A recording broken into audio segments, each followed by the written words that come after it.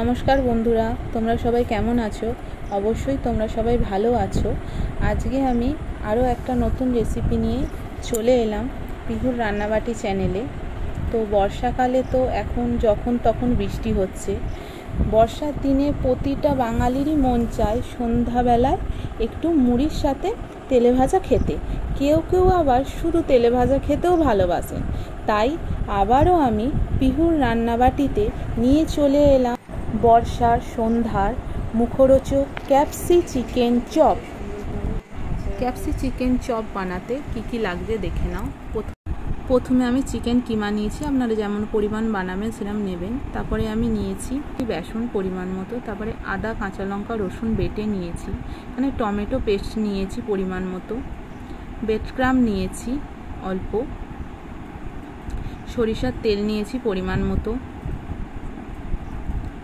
ধনে পাতা নিয়েছি, রিফাইন্ড অয়েল নিয়েছি, এখানে আমি আলু সেদ্ধ করে নিয়েছি, ক্যাপসিকাম কুচিয়ে নিয়েছি, স্বাদ মতো চিনি নিয়েছি, নুন নিয়েছি,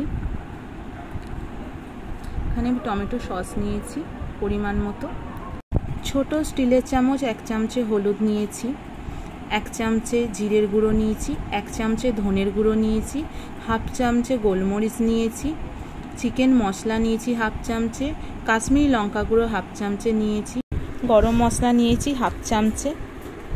এখানে আমি ক্যাপসিকাম কেটে নিয়েছি। দেখুন ভালোভাবে কিরম কাটছি আমি ক্যাপসিকামটা, আমার চপ তৈরি করতে কিরম ক্যাপসিকামটা লাগবে। প্রথমে আমি ক্যাপসিকামটার ওপরের অংশগুলো একটু একটু করে কেটে নিচ্ছি। দেখুন কিরম কাটছি আমি ওপরের অংশগুলো একটু একটু করে। এবার ভেতরের সাদা শিরটা আমরা একটু কেটে নেব, তাহলে কেটে নিলে আমাদের চপের পুর ভরতে সুবিধা হবে। ভালোভাবে দেখুন বন্ধুরা কেমনভাবে কাটলাম ভেতরের সাদা শিরগুলো। ক্যাপসিকাম কাটা হয়ে গেছে। এবার আমি একটা স্টিলের কাঁটা চামচে দিয়ে ক্যাপসিকামের গাগুলো ভালো করে ফুটো ফুটো করে নিচ্ছি। দেখুন বন্ধুরা কেমনভাবে ফুটো ফুটো করে নিচ্ছি ক্যাপসিকামের গাগুলো। ক্যাপসিকামের গাটা ভালো করে ফুটো ফুটো করে নিচ্ছি এই কারণে যাতে ভাজার সময় ভালোভাবে সিদ্ধ হয়ে যায়। তো দেখুন বন্ধুরা কিরমভাবে আমি ক্যাপসিকামের গাগুলো ভালো করে ফুটো করে নিচ্ছি। তেলটা গরম করতে বসিয়েছিলাম, গরম হয়ে গেছে। এবার আদা রসুন লঙ্কা বাটা এখানে দিয়ে দিয়েছি সব একসাথে। দেখুন ভালো করে ভেজে নিচ্ছি লাল লাল করে।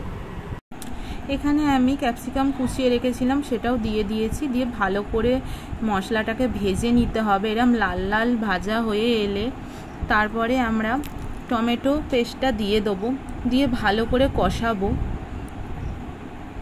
দেখুন বন্ধুরা ভালো করে কষিয়ে নিচ্ছি টমেটো পেস্টটা দিয়ে। যত আপনারা মশলাটা কষাবেন তত বেশি টেস্ট আসবে। তো এবার আমি টমেটো সসটা দিয়ে দিলাম, দিয়ে আরও ভালো করে মশলাটা কষিয়ে নেব কিছুক্ষণ। এই স্টিলের চামচের 1 চামচে হলুদ নিয়েছি, 1 চামচে জিরের গুঁড়ো, 1 চামচে ধনের গুঁড়ো, কাশ্মীরি লঙ্কা গুঁড়ো 1/2 চামচে, গোলমরিচ গুঁড়ো 1/2 চামচে, ছোট চামচের 1 চামচে চিকেন মশলা নিয়েছি, এখানে গরম মশলা নিয়েছি 1/2 চামচে। সব মশলাগুলো দিয়ে দিলাম, দিয়ে আমি ভালো করে নেড়ে নেব। দেখুন ভালো করে নেড়ে নিচ্ছি, যত কষাবেন তত টেস্ট আসবে।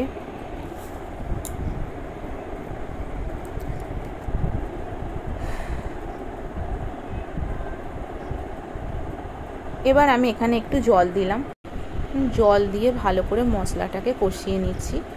যখন মশলাটা থেকে তেল ছেড়ে আসবে তখন আমরা চিকেন কিমাগুলো দিয়ে দেবো। চিকেন কিমা দিয়ে ভালো করে আমরা একটু নাড়িয়ে নেব। ভালো করে একটু নেড়ে নিচ্ছি। দেখুন বন্ধুরা চিকেন কিমা দিয়ে ভালো করে একটু নেড়ে নিলাম। এবার আমি পরিমাণ মতো নুনটা দিয়ে দিলাম, এখানে চিনিটা অ্যাড করলাম বন্ধুরা স্বাদের জন্য। এবার আমরা সব একসাথে ভালো করে মিশিয়ে নিচ্ছি, দিয়ে ভালো করে একটু কষিয়ে নিচ্ছি বন্ধুরা। যত কষাবেন তত টেস্ট আসবে। এবার আমি আলুটা মেখে নিচ্ছি একটু চটকে।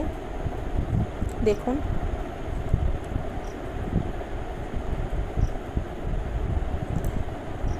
আমার কষানো হয়ে গেছে। দিয়ে এর ওপরে আমি আলুটা দেব। আলুটা দিয়ে একটু আমি ভালো করে আবার কষিয়ে নেব।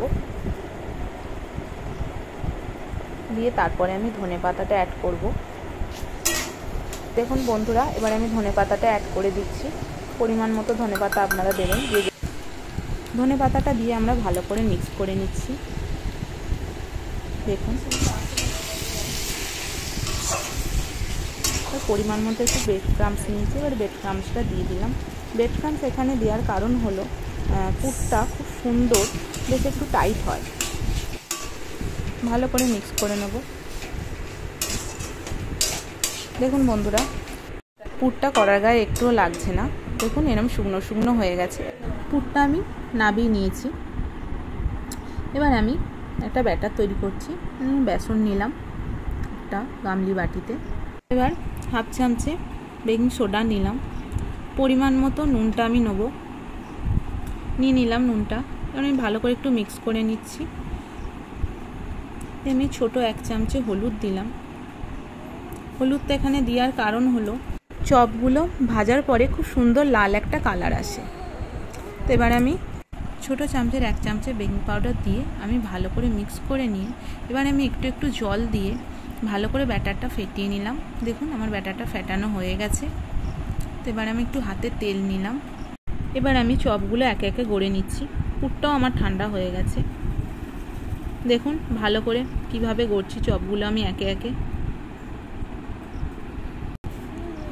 চপগুলো আমার সব গড়া হয়ে গেছে। কথা বলতে বলতে আমি তেল গরম করতে বসিয়ে দিয়েছিলাম। দেখুন বন্ধুরা, এখানে আমার তেলটা গরম হয়ে গেছে। কি করে বুঝবো? একটুখানি ব্যাটার নিয়ে একটু দিয়ে দেখলাম তেলটা গরম হয়ে গেছে। এবার আমি চপগুলো একে একে বেসনে ডুবিয়ে ভালো করে ভেজে নেব।